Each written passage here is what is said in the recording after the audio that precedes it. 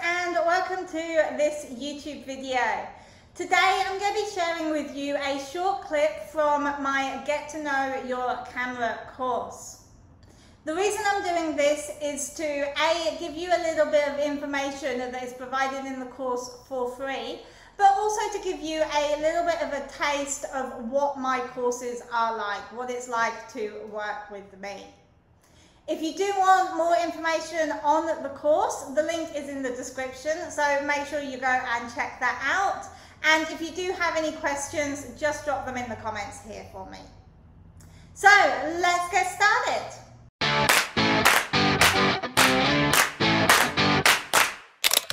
Okay, so now let's talk about what you should actually be focusing on when taking your photos. So the first thing to do is to think about what the most important part of your picture is. What do you want your viewers to be looking at when they first look at the image? Is it a person? Is it a building? Is it a flower, an animal, or something else you want them to be looking at the whole scene?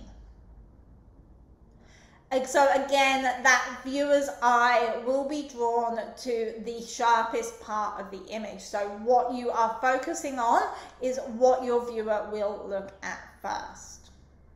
So if you're doing portraits of people or of animals, you want the eye to be the sharpest part of the image. The eye is what shares the emotions, the expressions, the feelings. It's kind of like an entry to the soul as such. It is what we connect with as humans. When we see another eye, we connect with that. I don't know if you have noticed, but when you meet somebody, the first thing you always do is you look at their eyes. It tells you so much about the person. So you need the eyes to be sharp in any portraits that you are doing, whether it's of animals or of people. You also want to be using a medium depth of field. This will ensure that you have everything from the tip of the nose to the back of the ears nice and sharp. And to do that, a medium depth of field usually is perfect. So somewhere around f8 to f11 is a great range to be using for your depth of field on portraits. That does of course depend on how far away from the subject you are. That depth of field can get a little bit narrower as you get closer to your subjects. For landscapes, generally you want to be using a big depth of field, so a larger f number, and that will ensure that most of your photo is sharp. This will allow the viewer to basically explore the scene, let their eyes wander around the image and see things within the image.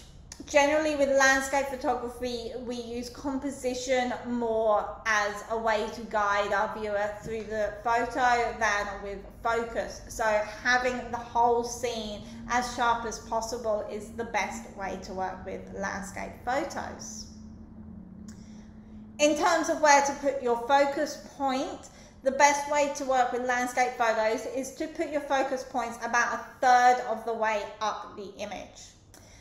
Now, the reason for this is that the way focus works is that you will have 1/3 of the focus will be in front of the focus point. So 1/3 of your focus plane will be in front of your focus point, and then 2/3 of your focus plane will be behind your focus point. Now, this works in any photo, not just in landscapes. That's just generally how it works. So when you're working with landscapes where you want everything to be in focus, putting the focus point about 1/3 of the way up the image ensures that you are getting about a third of the focus in front of that focus point. So the bottom third of the image will be nice and sharp, and then 2/3 behind, so ensuring that that top 2/3 of the image will also be sharp. Next we have macro and product. So with this, generally you want to have a smaller depth of field so that you're getting a nice blurry background behind your subject so that you are really focusing on your subject, whether it be a product, whether it be a small insect, a flower, whatever it is, you're getting that blurry background and your subject is nice and sharp.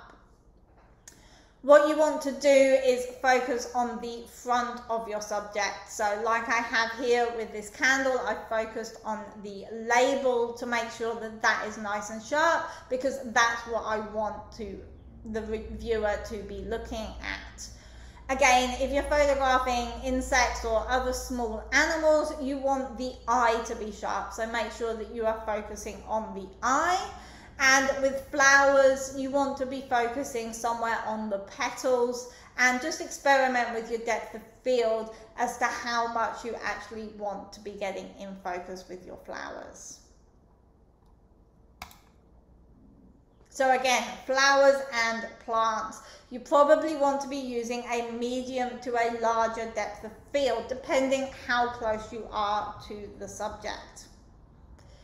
Now, this is a great place where you can actually use manual focus. So often flowers are swaying in the breeze a little bit. So using manual focus, you can set the focus to be a set distance from the lens, and then you just wait for the flower to move into focus with the breeze. It's also a good idea to use the burst drive mode on your camera. This will help you to ensure that at least one of your photos is going to be sharp. So that burst mode is where you press and hold the shutter button and it takes a series of photos. And you can do that just as it's starting to come, as the flower's starting to come into focus, you press that button, take a few pictures as it goes through that focus plane.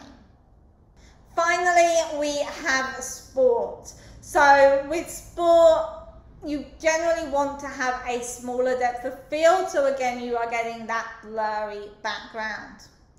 Again, you might want to use manual focus, where you set your focus and you wait for your subject to come into the shot, whether it's a person running, someone here diving, someone swimming, a car racing, whatever it is. Set your focus and wait for the subject to come into your focus plane. And again, that burst mode is really useful for getting multiple shots, and usually at least one of them will be nice and sharply in focus. Okay, so that was the clip from my Get to Know Your Camera course. I hope that you found it useful. If you did, make sure you go and check out the full course. Again, the link is in the description for that. I will also be doing some more of these videos as well, so check out the playlist on my YouTube channel. Thanks for watching, and I'll see you again next week. Bye bye.